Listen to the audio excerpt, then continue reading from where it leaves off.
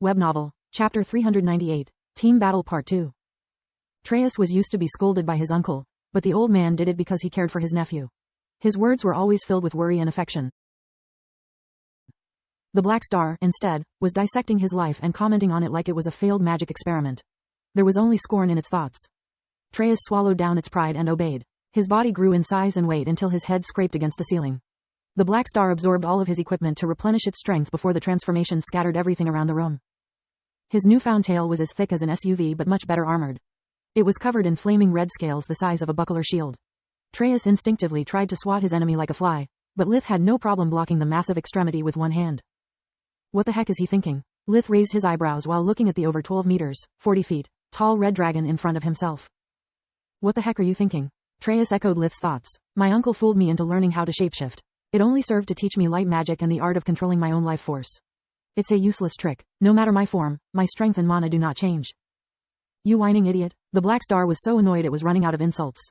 That was before you merged with me. I have the life force of a whole city. I amass mana for centuries.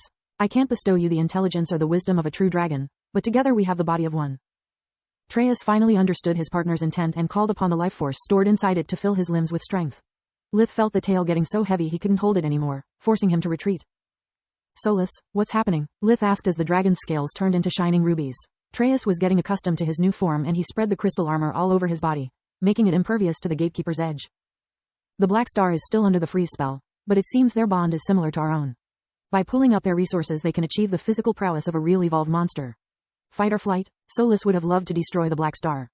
If before she wanted to do it to relieve the Kadarians from the living hell they were trapped in, now it was personal.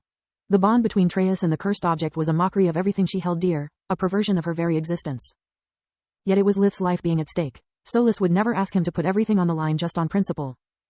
I'm not going to run, Lith replied, clenching the gatekeeper tight. It's going to take time before the Black Star can act on its own. Until that moment, this guy is just a man with a weapon. No matter how powerful they are, all weapons share the same weak point. Their user. Lith infused himself with all the elements but darkness, which was imbued inside his blade. He darted behind the ruby dragon's foot, aiming for the Oshalay's heel. The scales were thick and sturdy, but once crystallized they were stuck in position, leaving the tender meat underneath exposed. Trace turned around to follow his movements, their speed almost matched.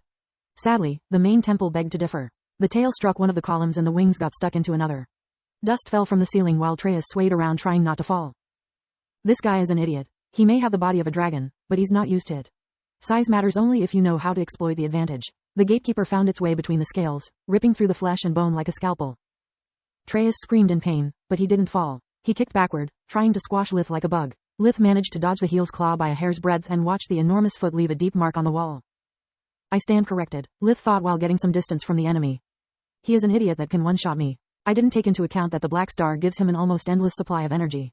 I can't win this by wearing him out like usual. I must kill him in one go. If they are like us, once the host is dead, the artifact will be a sitting duck. The dragon roared in outrage and unleashed a lightning the size of a house.